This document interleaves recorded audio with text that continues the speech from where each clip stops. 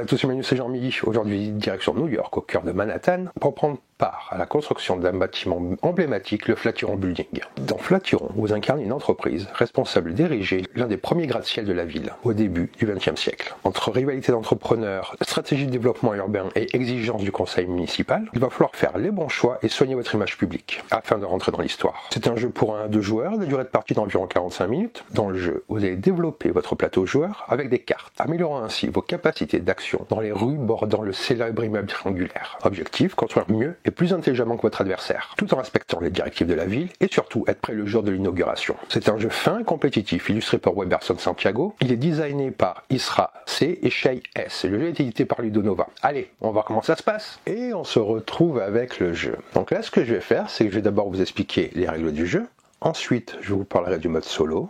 Et à la fin de la vidéo, comme vous avez maintenant l'habitude, je vous donnerai mon avis sur le jeu. Dans Flatiron, 2 joueurs incarnent des architectes concurrents qui s'affrontent pour contribuer le plus efficacement possible à la construction du célèbre gratte-ciel de New York. Les joueurs vont jouer à tour de rôle pour se déplacer dans la ville, acheter des cartes qui leur permettront d'améliorer leurs actions, acheter et placer stratégiquement des piliers, remplir divers objectifs ainsi que d'autres méthodes pour gagner des points autour de l'hôtel de ville et bien entendu participer à la construction du building lui-même. La partie va se terminer une fois que le toit du building a été construit et le joueur avec le plus de points remporte la partie. Pour la mise en place, vous allez commencer par placer le plateau Manhattan au centre de la table. Assurez-vous que les 4 rues soient visibles des 2 joueurs. Placez ensuite le plateau City Hall et le plateau de score à portée des joueurs. Puis vous allez prendre les 4 étages de départ. Ils sont indiqués par une étoile à cet endroit-là. Vous en placez un au hasard, face visible, sur la case centrale du plateau Manhattan. Il va s'agir de l'étage en cours de construction au début de la partie. Vous allez ensuite mélanger face cachée les 3 autres étages de départ avec le reste des étages. Vous en prenez 4 au hasard, sans les regarder. Il va s'agir de la pioche d'étage. Et vous rangez le reste dans la boîte de jeu.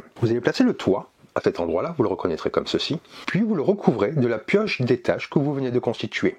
Vous retournez ensuite le premier étage et vous le placez sur la case voisine comme ceci. Vous allez mélanger tous les pions journal, face cachée, puis vous les placez proche de la piste de score. Il s'agit de la réserve de pions journal. Ensuite, vous retournez un de ces pions et vous le placez à la case correspondante sur le City Hall. Vous allez placer le livreur de journaux à cet endroit-là, sur la case 10 de la piste de score. Vous allez mélanger chaque paquet rue séparément, selon leur dos, puis vous les placez face visible dans l'emplacement correspondant du plateau Manhattan. À savoir que dans chaque paquet, vous trouverez 4 cartes correspondantes à leur propre rue, 2 cartes correspondantes à la rue suivante dans le sens horaire et une carte correspondant à chacune des autres rues. Ensuite, vous allez mélanger les cartes de décret du City Hall.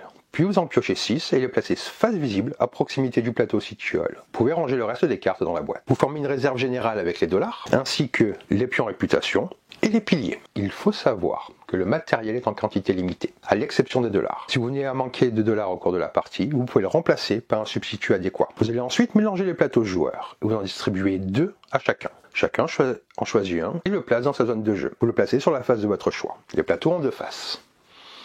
Pour votre première partie, il est conseillé de commencer sur la face violette. Chaque joueur va ensuite choisir une couleur, puis place son architecte à côté de son plateau et son marqueur de score sur le 0 du plateau de score. Choisissez ensuite le premier joueur au hasard qui recevra 7 dollars et l'autre joueur recevra 9 dollars. Une fois que ceci est fait, vous allez être prêt à jouer. Je vais d'abord vous dire merci, vous êtes de plus en plus nombreux à regarder les vidéos, ça fait plaisir et ça motive, donc n'hésitez pas à laisser un commentaire, à vous abonner à la chaîne, à activer la cloche pour être tenu au courant de toutes les vidéos lorsqu'elles sont mises en ligne. Sur ce, reprenons le cours de notre vidéo. Comment se passe le jeu? Flatiron se joue en tours successifs, en alternant entre les joueurs, jusqu'à ce que tous les étages, y compris le toit, soient construits. Il s'agit d'un jeu de placement d'ouvriers, utilisant les meeple architectes comme ouvriers. Il existe 5 emplacements de placement d'ouvriers. Les emplacements sont les différentes rues que vous retrouvez ici, ainsi que le City Hall. Lors de votre premier tour, vous allez placer votre ouvrier depuis votre plateau personnel sur un emplacement vide et vous effectuez l'action qui s'y trouve. Pour tous les tours suivants, vous devez déplacer votre meeple architecte de son emplacement actuel vers un nouvel emplacement inoccupé. Cela signifie qu'à tout moment, vous aurez 3 choix disponibles pour vos actions. Quelles sont donc les actions disponibles? Dans chacun des 5 lieux, 3 actions sont disponibles. À chaque tour, vous choisissez une de ces 3 actions. Vous pouvez gagner 2 dollars. C'est très simple et fonctionne de la même manière, quel que soit le lieu. Vous prenez simplement 2 dollars de la réserve. Vous pouvez également acheter une carte. Lorsque vous visitez une rue, vous pouvez acheter la carte du dessus de la pile de cette rue. Vous payez le coût indiqué sur la carte, il est indiqué à cet endroit-là. À savoir que toutes les cartes coûtent entre 1 et 2 dollars. Vous la prenez et vous l'installez en dessus ou au-dessous de votre plateau personnel, dans l'emplacement correspondant à la rue inscrite sur l'avant de la carte et non celle au dos. C'est-à-dire que, imaginons que je veux y aller là. Donc je me place ici, je suis à la 22e rue, j'achète la carte Broadway qui me coûte 1 $, je la prends et je la place soit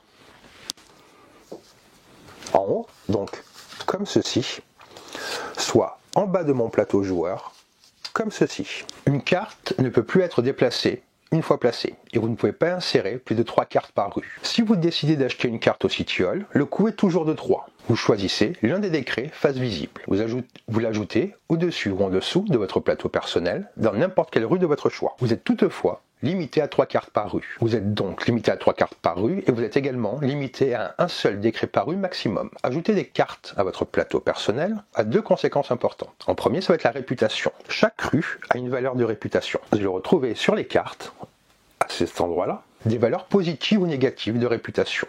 À la fin de la partie, vous allez additionner les valeurs positives et négatives de chaque carte d'une même rue. Très souvent, les cartes les plus utiles pendant la partie ont une réputation négative et les cartes plus faibles ont généralement une réputation positive. Une rue qui aura à la fin de la partie une réputation nette positive rapportera 5 points. Une rue avec une réputation nette négative vous fera perdre 3 points. Alors que si elle est neutre, cela ne rapporte aucun point et n'en fait perdre aucun. En fonction des cartes jouées, une rue peut vous rapporter jusqu'à plus 20 points ou vous coûter jusqu'à moins 12 points en fin de partie. Les cartes définissent également le tableau d'action que vous créez sur votre plateau personnel, qui est utilisé lorsque vous choisissez l'option résoudre les actions lors de votre tour. Quand vous visitez une rue et que vous choisissez l'action résoudre les actions, vous allez procéder comme ceci. Vous trouvez la rue où vous avez placé votre mi-port l'architecte et vous allez résoudre les actions. Cela du haut vers le bas. Vous allez placer des cartes au fur et à mesure. Vous allez, par exemple là, je ferai cette action en premier, puis celle-là si je suis à Broadway. Si j'avais une carte au-dessus, je ferai celle-là, ces actions-là, et cette action-là. Les cartes décrets, par contre, quand elles ne sont pas résolues, elles ne servent que pour la fin de la partie. Chaque action est optionnelle, mais l'ordre est obligatoire. Vous ne pouvez pas sauter une action pour y revenir ensuite pendant le même tour. C'est-à-dire que si je décide de sauter une action qui est là, je ne pourrai pas revenir une fois avoir fait celle-ci. Les actions principales liées à la construction du bâtiment sont toutes imprimées sur votre plateau personnel. Chaque joueur dispose des mêmes 7 actions de base. Ces actions sont associées à différentes rues selon le plateau, indiquant des couleurs de piliers ainsi que des coups différents. C'est-à-dire que cet ordre-là et ce coup-là donc est différent en fonction des plateaux que vous utilisez. Ces actions sont les mêmes. Et cette action est particulière à chaque plateau. La rangée supérieure de votre plateau personnel concerne l'achat ou la vente de piliers. Si l'emplacement de stockage est vide, vous payez le coût du pilier pour en prendre un depuis la réserve.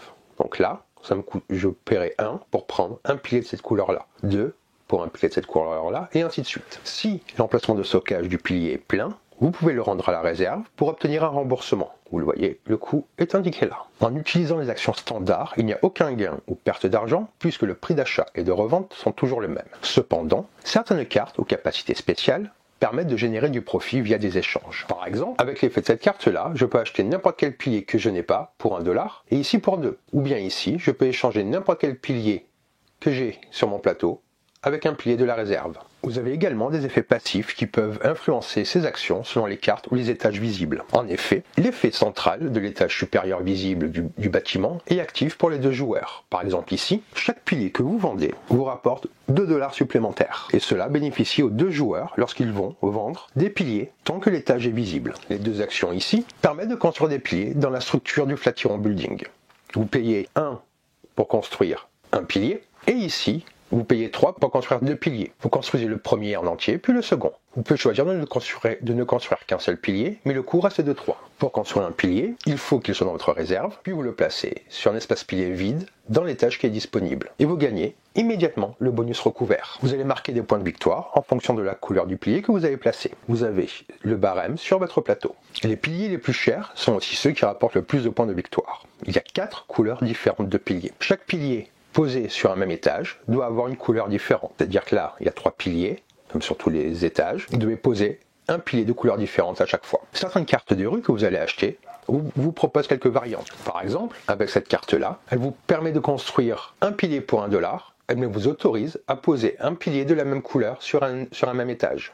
Ou cette carte-là, par exemple, qui vous permet de payer 3 $ pour construire 2 piliers et qui vous rapporte 2 points supplémentaires. Donc, vous payez 3 $, vous construisez 2 piliers de couleurs différentes, vous marquez les points de ces piliers et 2 points supplémentaires. Notre carte vous permet aussi de construire un pilier pour 2 $, mais avec 1 point de bonus. C'est le même genre d'icône que vous retrouverez. Ici, l'action standard est de construire un nouvel étage dans le bâtiment. Vous allez payer 5. Il doit y avoir 3 piliers posés sur l'étage actuel. Vous prenez l'étage suivant dans la pile visible et vous l'empilez sur les piliers qui ont été placés. Cela va changer l'effet passif. Vous retournez la tuile pour voir l'effet suivant à venir. Vous rafraîchissez tous les paquets de cartes de rue, c'est-à-dire que vous déplacez la carte du dessus de chaque pile vers le bas et vous gagnez immédiatement 6 points de victoire. Vous voyez, c'est également rappelé ici. Certaines cartes de rue permettent des variations sur cette action. Elles réduisent simplement le coût et le gain de points de victoire. Vous rencontrerez aussi plusieurs actions secondaires au fil de la partie. Certaines cartes vous donnent simplement la somme imprimée, il y a le symbole $, et vous gagnez la somme qui est indiquée, comme vous pouvez le voir ici par exemple. D'autres vous donnent également $1 par étage actuellement construit, y compris le rez-de-chaussée et le toit. Cela signifie que le gain de cette carte va augmenter au fur et à mesure de la partie. Une autre carte vous fera également gagner de l'argent selon votre score actuel. Pour chaque icône de vendeur de journaux que vous avez franchi,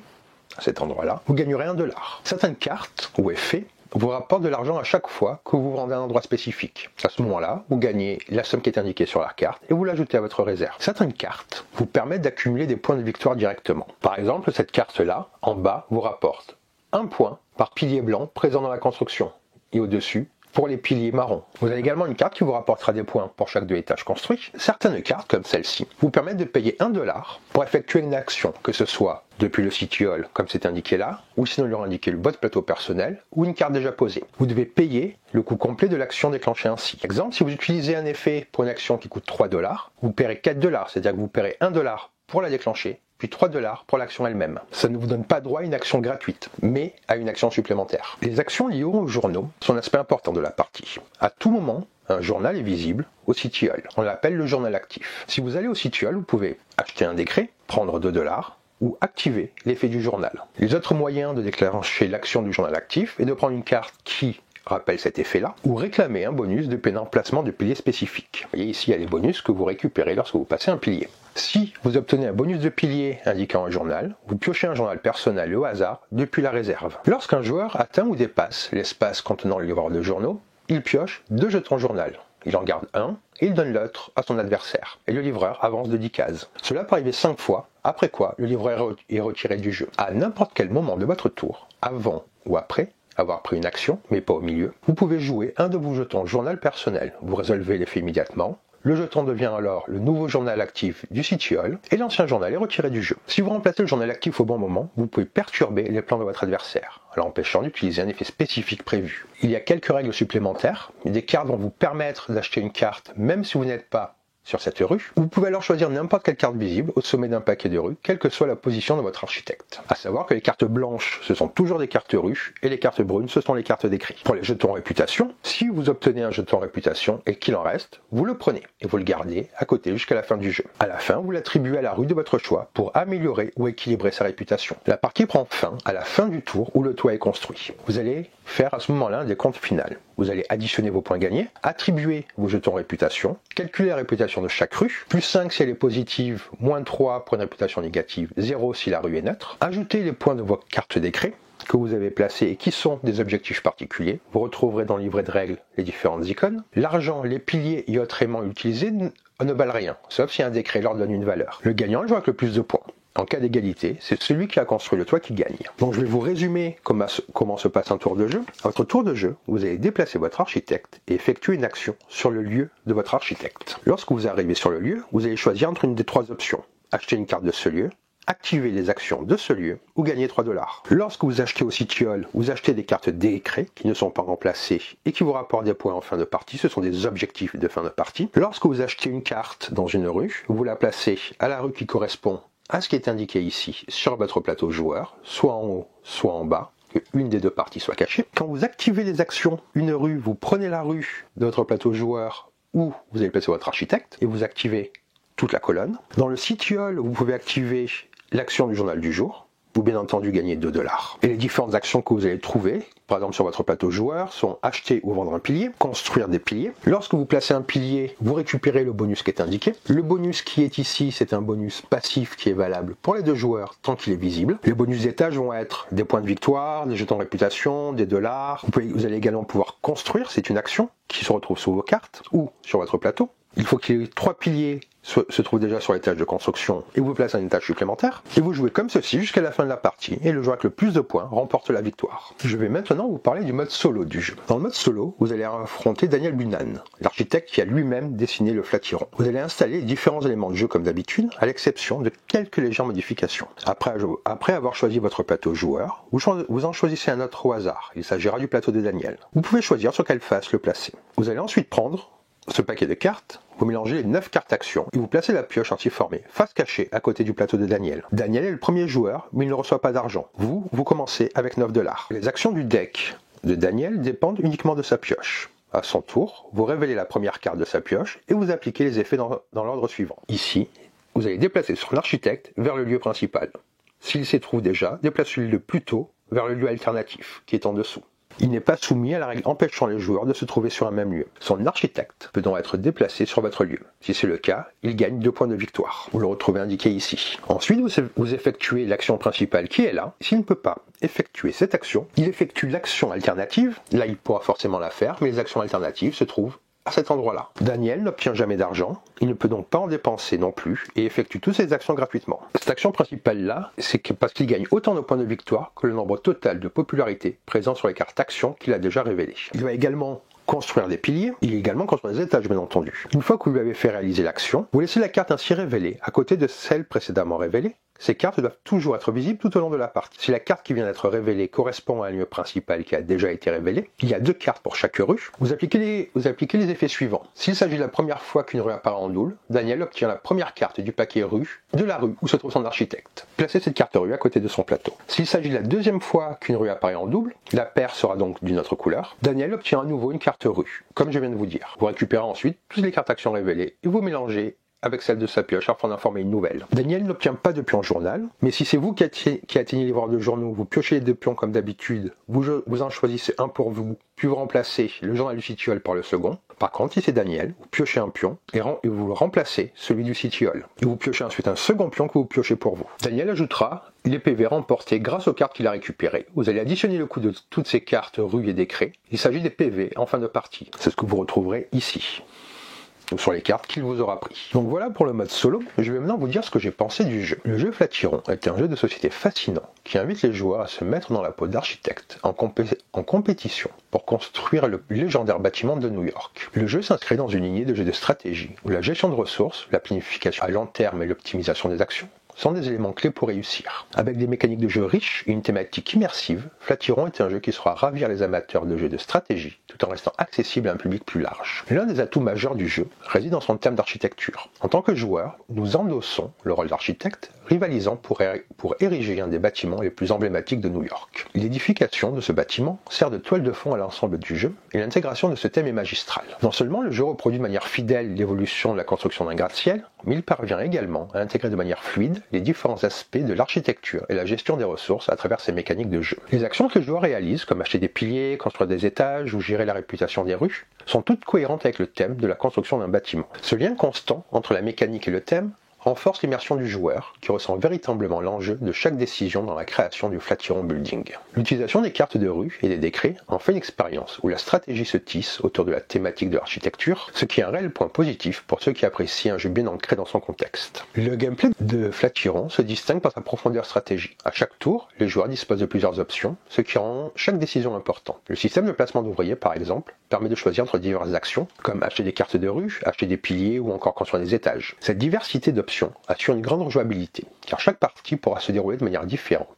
en fonction des choix stratégiques des joueurs. Le fait que les joueurs soient confrontés à un choix de plusieurs actions à chaque tour, combiné à la gestion des ressources comme l'argent, les piliers ou même la réputation des rues, offre un excellent défi. Ce n'est pas un jeu où l'on peut se permettre de jouer à la légère. Chaque action a des conséquences, et les joueurs doivent constamment anticiper les besoins futurs, tout en optimisant leurs actions présentes. L'un des aspects les plus intéressants du jeu réside dans la gestion de la réputation des rues. Les cartes de rue ont une valeur qui peut être positive ou négative, et le remplacement dans la rue de votre tableau affectera le score final. Choisir la bonne carte au bon moment et l'installer dans la rue appropriée devient un défi stratégique majeur. De plus, l'utilisation des cartes de décret permet de prendre des décisions tactiques supplémentaires qui peuvent s'avérer cruciales en fin de partie. Dans le jeu, la gestion des ressources est au cœur de la stratégie. Que ce soit pour acheter des piliers, construire des étages ou gagner de l'argent, Chaque action nécessite une gestion minutieuse des ressources disponibles. Le jeu propose un système très fluide où l'on doit équilibrer l'acquisition de ressources, la construction de son tableau de jeu et les actions disponibles. L'achat de piliers est particulièrement intéressante, car les joueurs peuvent vendre ou acheter des piliers pour optimiser leur stratégie. Cette mécanique crée une dynamique de marché où la gestion des ressources est essentielle pour faire des profits et progresser dans la construction du bâtiment. En parallèle, le système de construction des étages demande aux joueurs de bien gérer les piliers qu'ils ont collectés, car chaque étage nécessite un certain nombre de piliers pour être construit. Il existe aussi des cartes qui permettent de modifier le coût et la gestion des ressources,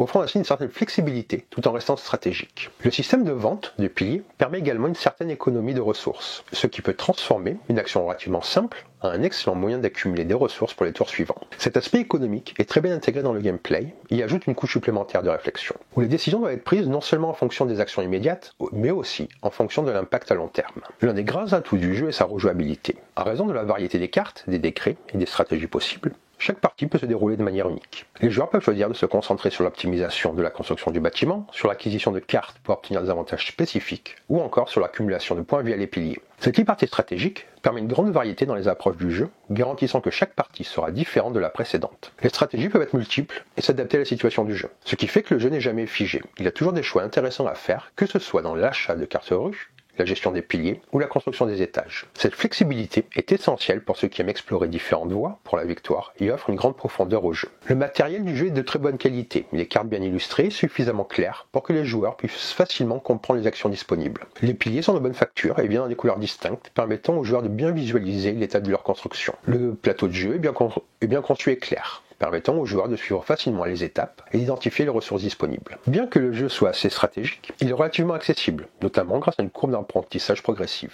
Les règles sont bien structurées et expliquées, et bien que le jeu demande de la réflexion et de la planification, il ne devient pas trop difficile à comprendre après quelques tours. Les joueurs peuvent rapidement saisir les bases et commencer à développer leur stratégie à mesure qu'ils progressent dans la partie. Cela permet à Flatturon de s'adresser à un large public, des joueurs débutants aux plus expérimentés. C'est un jeu que j'aime beaucoup, qui combine une thématique immersive, des mécaniques de jeu riches et une grande profondeur. L'interaction entre les joueurs, la gestion des ressources et la planification à long terme en font un jeu captivant et stimulant. Il saura satisfaire les amateurs de jeux de stratégie en quête de réflexion et de compétition.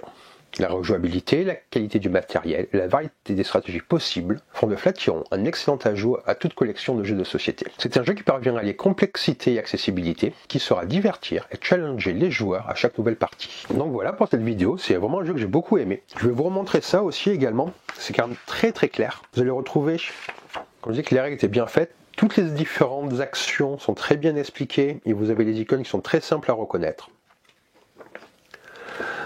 Donc le livret de règles, j'aime beaucoup l'illustration aussi, j'aime beaucoup Weberson Sanjaku, je crois que j'ai déjà dit dans des vidéos précédentes. J'espère que cette vidéo vous a plu, qu'elle vous en a plus appris sur ce jeu qui mérite d'être découvert. Sur ce, je vous dis bonne partie et bon jeu!